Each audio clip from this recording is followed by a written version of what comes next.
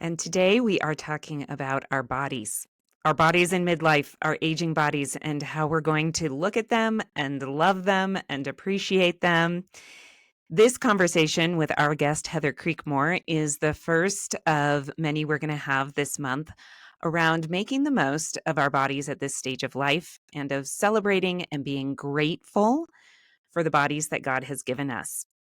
Heather is a great person to kick off this little series that we're doing because she is the author of 4 books, including the 40-day body image workbook, which I received at my house, looked over and said, okay, I want to share Heather with all of our listeners, and then found out that she has a new devotional coming out soon titled Aging Gratefully. It's a 30-day devotional for women in midlife. So if that's not us, I don't know what is. So please welcome Heather Creekmore. I will say she is an author, and she is best recognized from her appearance as a contestant on the Netflix hit show Nailed It. So I feel like before we get into this conversation about body, we need to know, Heather, why you were on Nailed It. Oh, because I'm a horrible baker. So, yeah, it was the most fun experience. I would say one of the best experiences of my life. Honestly, it was so fun. But yeah, I'm season 1, episode 1. So my cake was so bad, y'all, that they made it the little thumbnail icon for the show for a long time. And now if you get an error message on Netflix, you will see my hand covered in red fondant and my bad cake. So I made quite an impression in that appearance. Okay, so Nailed It is a baking show, just for those who aren't familiar. Yes. It's a show where they set bad bakers up to fail in a big way. I had to make a Sylvia Weinstock wedding cake in 2 hours. And Sylvia Weinstock was there, and she makes wedding cakes for celebrities and ships them all around the world. And we asked her how long it would normally take her. And she said, oh, about 2 weeks to make a cake like this. So they set you up for failure with these really difficult, elaborate baking tasks. And then they laugh at you, but it was a good time. Okay. Well, we are not going to set you up for failure here. That is not what we're about. And I think it actually is kind of a good segue of like expectations versus reality and what we see other people in our minds pulling off and what we're looking at when we look in the mirror. So I want to start off by talking about something you mention in your book. Tell me if I'm pronouncing this right. Gerascophobia. Is that right? Gerascophobia. Yes. Gerascophobia. Are you familiar with this term, Krista? It's the fear of aging. Yeah, no, I do not know this term. This is new to me today. The fear of aging. So that sounds like it's something that people get diagnosed with, and maybe not everybody gets diagnosed with it, but it does feel like something maybe as women at this point in our lives, we're all carrying a little bit of.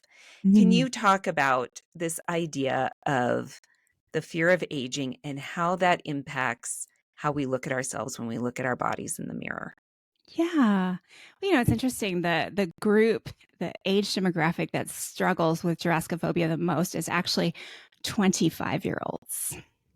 Wow. So it's one of those things where I actually think we should start a revolution and kind of be upset about this as women, but I'll get into that in just a minute.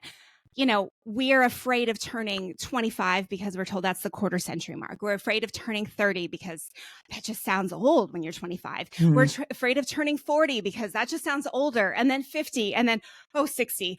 How could I possibly be anywhere close to that age, right? And like all these feelings, and really the feelings underneath them is the fear of what does the next stage look like? What is this going to be like? And we do this to ourselves over the course of decades, right? It would almost make more sense if we were just living free and large and I don't know, maybe at 59, you're like, oh, I've got a little fear around 60. But no, we've been doing this for decades. I mean, how many of us that are 50 now would look back at age 25 and be like, I'm glad I worried about aging then.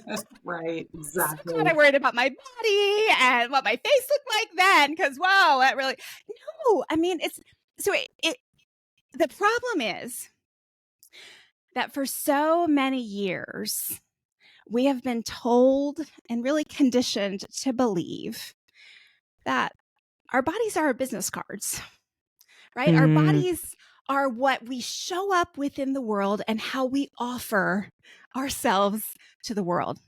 Our bodies show what's valuable about us. And that's a message from culture that we bought hook, line, and sinker. And so aging becomes very scary if your body is your business card. Because aging is something that, guess what, with 100% chance of aging, like there's no, you can do all the things, but still on the inside, you're aging. And even if you've done all the things on the outside, most of the time you can't completely fool people. It's like, I think you've had some work done. So it's an impossible standard that we've been trying to meet for decades. And the fact that it doesn't stop or slow down, in some ways it just kind of ramps up. Like, that's kind of sad and frustrating. And that's why I think we need to revolt. Like, wait a second here. Aging is a good thing. Biblically, we should all be grateful that we're aging.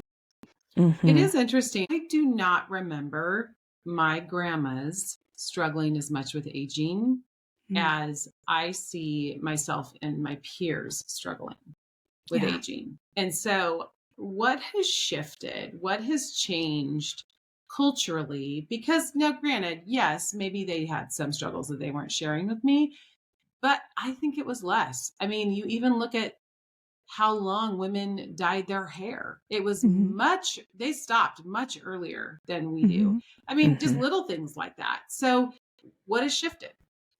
Yeah, well, actually, you mentioned the hair dye thing. That wasn't even a thing until I don't remember the era that arose in. I write about it in my aging devotional, because if you colored your hair before a certain like kind of time in our culture, you were doing that because you were working in industries that no one would be, shall I say, proud to work in, if you will. That was reserved for that kind of woman. And so your married grandmotherly type, or, even, married mother with teens at home, was not looking at hair color. So that was a marketing campaign that turned all of that around. And a marketing campaign, you probably wash that gray right out of your hair. You don't want to look old. So we have our whole generation has just fallen susceptible to marketing on that front. Like, we bought those commercials that our mothers were paying more attention to than we were, right, as kids. But we bought that message, and gray hair makes you look old, instead of what scripture says, which is, right, gray hair is a crown. Two different messages. But the message of culture has predominated. But to the gray hair thing, I will say my sister who lives in Spain, when she came to visit us like 9 years ago, she's gray, and I'm gray under my color. But she said, I have not seen any women with gray hair here in the United States. It was a remarkably different thing for her than being in Spain. So I mean, it's also very American when we talk culture. Right. And actually, I think this brings me back to, Krista, the first part of your question that just came back to me now. It is a cultural thing, right? In other cultures, there is more of a value on the elderly, the aged in your society, in your family. That's an elevated position, a position that you look up to and you respect. Here in the U.S., we're a little bit ageist, right? We value youth, and we disregard the elderly, and kind of diminish what you have to contribute after you look, quote unquote, older. So it's a real struggle. The problem is that we live here. So, at least, I mean, some of our listeners are global, but the majority of our listeners are in the United States. And I mean, we live here in this culture, in these norms. These are the waters we swim in. This is the water we know. We don't know that other water. And so, I mean, I guess my question then would be, how do we not be weird in these waters? You know what I'm saying? I mean, because we don't want to be. I mean, the reality is that, sure, like, we're set apart and all those things, but we also don't want to be weird in these waters. And at the same time, we want to value, like you said, we want to value the wisdom. We want to value what we've gained over many years. I mean, thank goodness. Most of us would say, no, we wouldn't go back to that 25-year-old because we like who we are now and who we've become. We are much more evolved as a person. And so we're content with that. But then there's this tension because maybe we're content internally, but the external aging is where that tension lies. So what do we do with that? Yeah. Can I ask you a question? So what do you mean when you say we don't want to be weird? Yeah. I think that nobody wants to totally go against the grain from what everyone else is doing. Now, there are the outliers who do and don't care. But I really want to be sensitive to the person who's like, I don't want to look when all my friends go out, I don't want to look like I'm 65 and they're all 40. Like that feels, so maybe that's what I'm getting at. That's just the reality. And I don't want to ignore that. I don't want to pretend like we can all be like kind of elevated in our position to the point where we're like, I don't care that I look 65 and everyone around me looks 40, because that's not the reality. Most people do care. Does that make sense? It does. It does. I would just say as Christian women, right? Like there's a little bit of a dangerous game there because it relies on comparison, right? Like how I'm doing relies on how I compare to you all. And that's probably not a good metric. Right? Because what does that lead to? Well, that leads to, if you all get the surgery, I have to get the surgery. If you all do the plan, I have to do the plan. And that's really not how we're called to live. And so I think what's underneath our fear there and the comparison that we're prone to there is really a fear of rejection. Right? If I'm the one that looks 60 and everyone else looks 45, they're not going to like me anymore. I'm going to get judged. I might not be accepted. I might not be loved, right? And these are the same concerns that we've had with our body image issues for me since third grade. You know, maybe you waited till teenage years to start. Maybe you waited till after pregnancy to start. And the real question is, can you accept me for who I am? Or will I only be accepted? Will I only be loved if I look a certain way? And it's really the same question struggle that many of us have had, you know, since teens. I don't know. For me, it was third grade. For some women, it's not till after the first baby that they have this struggle, right? But it's that same question, that same angst of how do I protect myself from being rejected? But the hard truth is that models and Taylor Swift and Carrie Underwood, they all have their stories about their huge body image struggles. And so the lie around body image issues is that you can get to a place with the way you look that you won't struggle with body image issues. The lie is that body image issues are external issues, but they're absolutely not external issues because we watch celebrities get an obscene number of surgeries and you're like, I liked you after surgery 3. Now I'm not so sure what's going on with your nose anymore. You don't look like the same person. You know, like we watch this. Why? Because they're chasing the same thing. They just have more money to chase it too. The only difference between me and them is they have the resources to do something about it, right? So we cannot make our goal competing. We cannot make our goal to not be the one that looks older because it's just never going to satisfy. And then the other truth is, I tell this story in my first book. I remember being in college and my deal, the devil told me that my legs were too big in the third grade. And I've always felt like my legs were too big. My thighs were larger than everyone else's. I've never had a thigh gap. Like that's been my lie for decades, that I was born with legs that were too big. And I remember in college, my roommates and we stood in front of each other, like kind of follow the leader, like in a row in front of a mirror. So we could figure out whose thighs extend, like, you know, whose thighs could you still see in that image in the mirror because the others weren't blocking, like whose thighs were really wide. It's like, this is the level of my insanity perhaps. But remember we did this. And I remember walking away from that certain that it was my legs. And when I wrote about it in my first book and I talked to 2 of my college roommates about the experience, they're like, oh yeah, I remember doing that. It was my legs. Like, we all thought we failed that ridiculous test.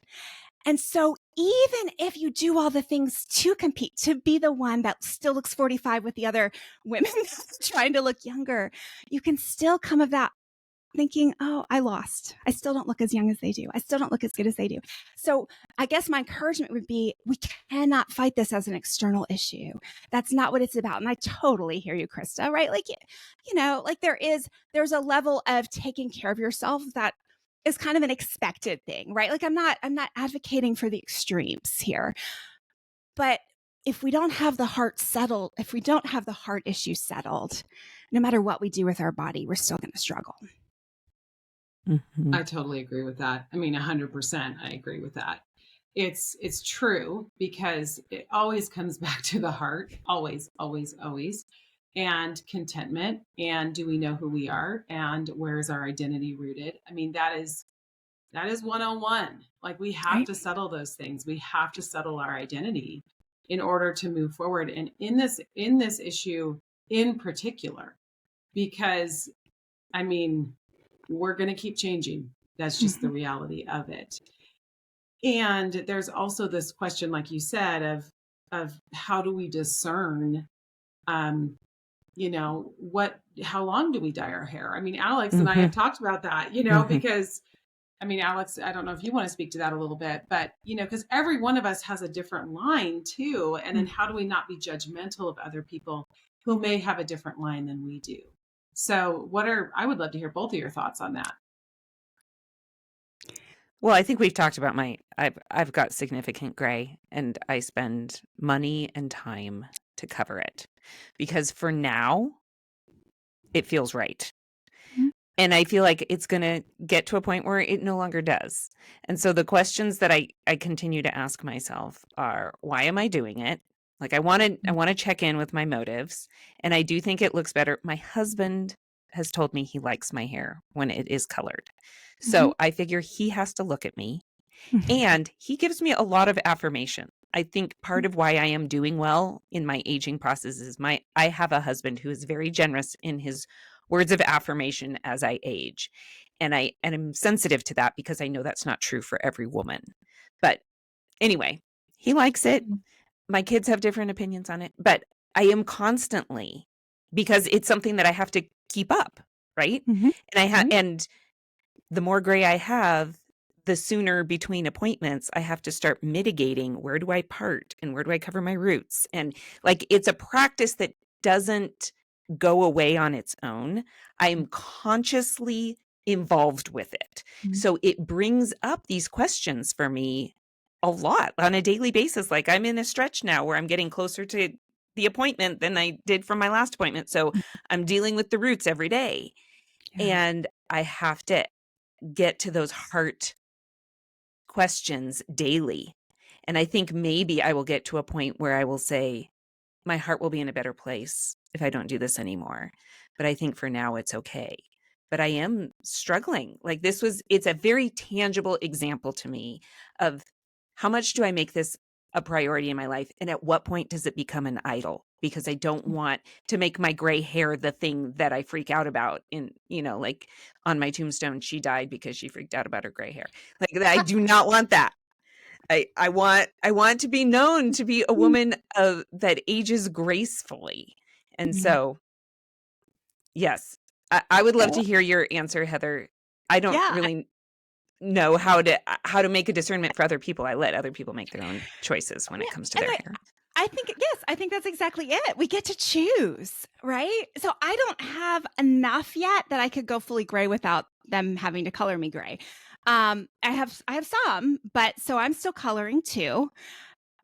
But as I wrote the chapter on hair color in my aging book, really where I landed the plane was like, we get to choose, right? But what if we changed our heart's posture towards those women we see who have let their hair go gray? And I just had lunch with a beautiful friend of mine who's actually a couple years younger than I am, full head of gray hair in her late 40s. And it looks great. It looks fantastic. And every time I see her, I'm like, okay, wow, like one of these days, Heather, you got to do that. But I mean, same like me and my long hair and my ponytail. I love my ponytail. But as I was actually driving home to do this interview today, I was like, I wonder how long you can wear a ponytail. Ponytail girl at 60. Mhm. A decade left of my ponytail, or like when does the ponytail have to stop and I got to get like the short haircut, like, so actually these are things I was just thinking about today too. We have freedom, but I guess the underlying premise, like you said, I love that you mentioned idolatry. That's something I talk about a lot. It can't be that this is the thing I must have in order to have life. This is the thing I must have in order to be accepted. This is the thing I must have in order to go out of my house. Right? Like if it's gotten to that level, then sister, you got to do some hard work. Yeah, I know. Oh man, it's just so complicated, isn't it? I just have had several conversations lately with women who are talking about their bodies changing and weight gain and how deeply they are struggling with it. Like it is on their mind all the time. And they're thinking all the time about how their body is changing and they don't like it. So, I mean, can you speak to that person who is in that space? Because you can say like, do the heart work, but what does that mean for them? Yeah, I do not want to trivialize or make it sound easier than it is, because it absolutely is not. And I do coaching with women. So this is a conversation I'm having every single day. And it's what I'm living through myself. Like my body, I think it's kind of like marriage, where it's like you hear marriage is hard and you're like, oh yeah, but I'll be fine. And then you get married, you're like, oh, that's what they meant by hard. I feel like aging is kind of the same. You hear older people complain about the ways their bodies have changed. And then when you get there, you're like, oh, I thought maybe I'd skip that, or, maybe I knew enough to get around that. Right. And no. And so, when I say heart work, I really do mean that we have to, like you said, Krista, settle our identity. But like we do have to make peace with aging. We really do. We have to be okay saying, okay, well, let me just interrupt myself for a second. The message is coming at us when the demographics on your social media know that your age is between 45 and 60. I mean, the ads that we see nonstop are basically ads that are promising us that we can skip like what happens in perimenopause and menopause, right? If you just do my plan, then you won't have these effects of perimenopause and menopause. And yet, reality is, y'all, if I were to take a teenager and a 20-something and a 30-something and a 40-something and a 50-something and a 60-something and an 80-something, and if I were to take all these women and not show you their necks or their heads, but just show you their body shape, you'd probably do a pretty daggum good job of guessing who was who based on how their bodies were shaped. Because guess what?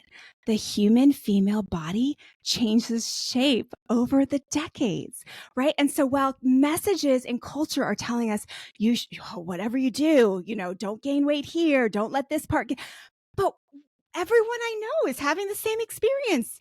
Every woman I know has a stomach that, she didn't expect to have. Every woman I know their body is changing in very similar ways. And so I feel like whenever there's something that universal, maybe it's time to just pause and be like, wait a second here. Why do I believe that this is weird? Why do I believe, let me just take this one step further. Why do I believe that this is shameful? Something I should be ashamed of and embarrassed of? Like, who is telling me that? And the answer to who is telling me that is marketers that want to sell me something, right? And so from that perspective, it's like we all get the choice. Do we want to believe the word or do we want to believe the world? God doesn't tell me he's ashamed of the way my body is aging, right? God's not surprised that we're getting gray hair. He's not surprised that bodies that were once changed so that they could have children are now changing so that that's not a possibility anymore, right? And I know, again, that's not everyone's experience, but just broadly, right? He's not surprised by any of that. So why do we act like this is something shocking and awful that's happening to us? I was also thinking about while you were talking that it's that question of who do we want to become? Yeah. Who do we want to be? Do we want to be that woman who is constantly stressed and constantly fighting aging? Like, I know personally, all I can do is speak to myself, and I don't want to be that woman. I want to be the woman that as I age, I grow wiser, I grow more peaceful. I am fun. I'm fun because I'm not always like, oh no, I can't have that piece of cake with you, grandchild, because I'm watching my weight at 75 years old. Right. Like, I don't want to be that person. I don't. And so I think it is that question of like, who do we want to be?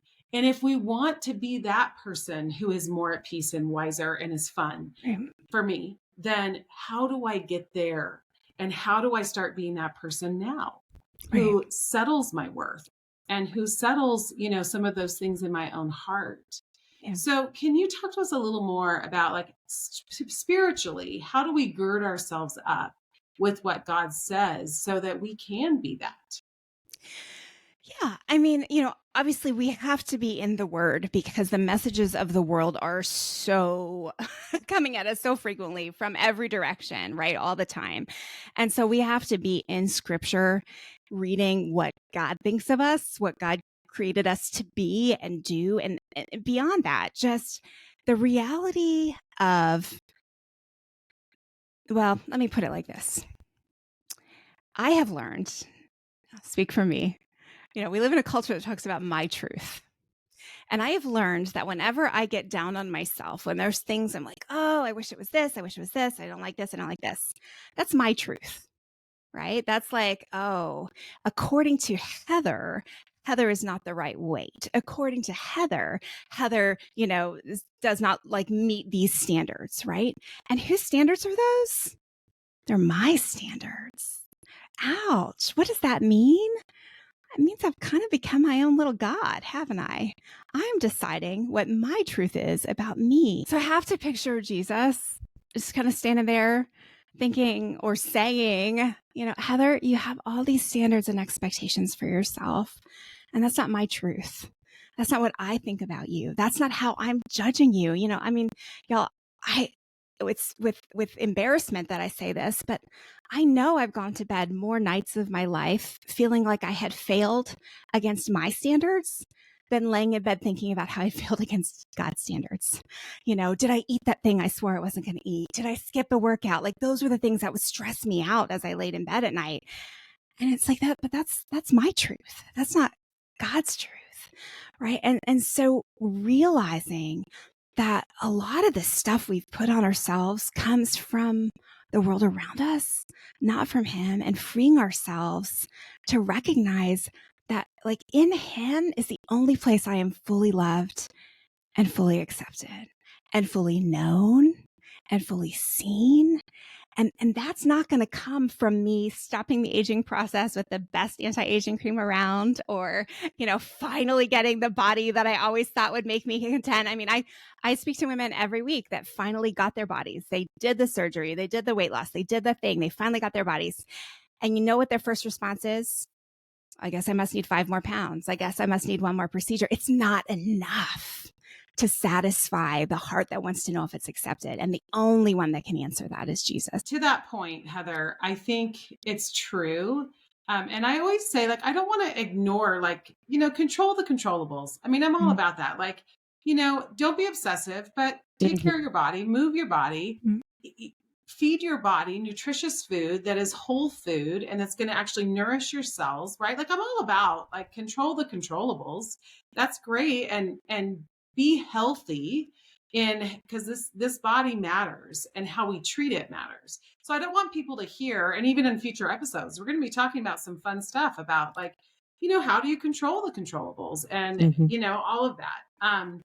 But I do think that point is well taken, that, it ultimately, that audience of one, how God is looking at us and how we are gazing at God, that is what matters the most. And do we sense that God is pleased with us, as we are, and really, getting back to settling that identity, which those are hard things to measure. Like, as we look at that, I mean, that is hard to measure. Like, am I rooted in my identity? That's something that only I can know deep in my soul, right? Mm-hmm. So it's a good conversation to have. It's a good question to ask of, how are we doing in those places spiritually, in even just that one-on-one relationship with God. Okay, so let's move a little bit, Heather, into, so, as we're kind of wrapping up this conversation, so what does it look like to age gracefully? How do we do that well? And how have you seen that done well? Oh, I love that question because, and actually, I use the term. My book is called Aging Gratefully, right? But gracefully, that's the more common way that we've heard it said. And to me, that means we age with lots of God's grace covering us every step of the way, right? Because isn't that what we need more than anything, is God's grace every single day? So how do we do that? I think it's a matter of releasing those expectations for ourselves, those I like to call idols, because a lot of us have ideals that we've carried with us for decades that we've never reached, but one of these days I'm going to be that, and it becomes an idol. So laying down those ideals, those idols, and saying, God, what do you have for me today? How, just even like in the exercise arena you mentioned, like how do you want me to move my body today? How do you want me to, live today? And I think the challenge is, like we've already identified, yes, we have to grow in our identity, but I think we also have to remember our purpose, right? And I don't mean purpose like I'm an author and podcaster. I mean purpose like love God, love others, and make Jesus known, right? And so ultimately, my weight, though it's fluctuated during perimenopause, does not actually stop me from loving God well and loving others well. Yeah. So ultimately, my goal is to love God more and make him known more. And y'all, I think that's what's going to make me beautiful, right? I can't stop the wrinkles from coming. I can't stop the gray hairs from coming. But what makes someone truly beautiful is when God's love shines through them. And when they feel like you love them. I mean, those are the people we're attracted to, right? We all know someone who empirically on paper is beautiful. And you're like, yeah, I don't really want to spend time with her. Thanks. But those people that love you well, oh man, you are drawn to them. Sign me up. I want to spend more time with her. And so what if we made that our goal? What if that's what it looks like to age gracefully and gratefully, that we are so focused on loving God and loving others well, that beauty just shines through. Yeah.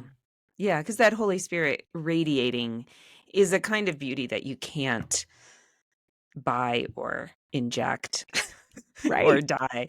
Right. And you mentioned that your book, Aging Gratefully, I do think so much of this is remembering that the alternative to aging is to be dead. And so to be grateful when we wake up and say, I am so glad today I am alive. I get to experience this life. Maybe I wish that I didn't have the wrinkles in my forehead that I have now. And at the same time, I am grateful that I do, because I am alive today. And it gets to that question, I think, that Krista asked, of who do I want to become? And when we think in physical terms, we've been talking a lot about who we are internally, because I do think that matters. But also, I want to be a person that has energy, and I want to be a person that can move and play with people and lift people up if I'm taking care of them. And when we can still do those things, it doesn't matter that I have gray roots. It matters that I am able to care for my in-laws in a way that I'm caring for them right now, which involves my body. And so that gratitude combined with character development seems to me to be the key to appreciating and maybe minimizing. It's like putting things in their proper place. That my gray bothers me, but I'm putting it in its proper place. I'm not letting it be the thing that drives me. Still, what drives me is loving God and loving others. It's really good. It's great.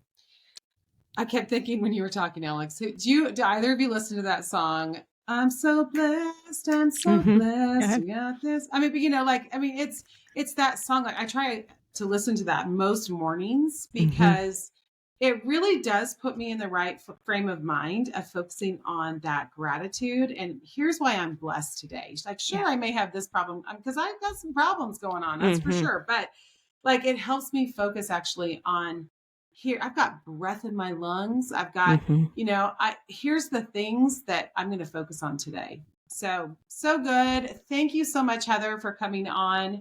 This is an important message. This is a message that we need to talk about over and over and remind each other about. So thank you for being a voice in this arena and for making a difference. Well, thanks for having me. It was great to be with you.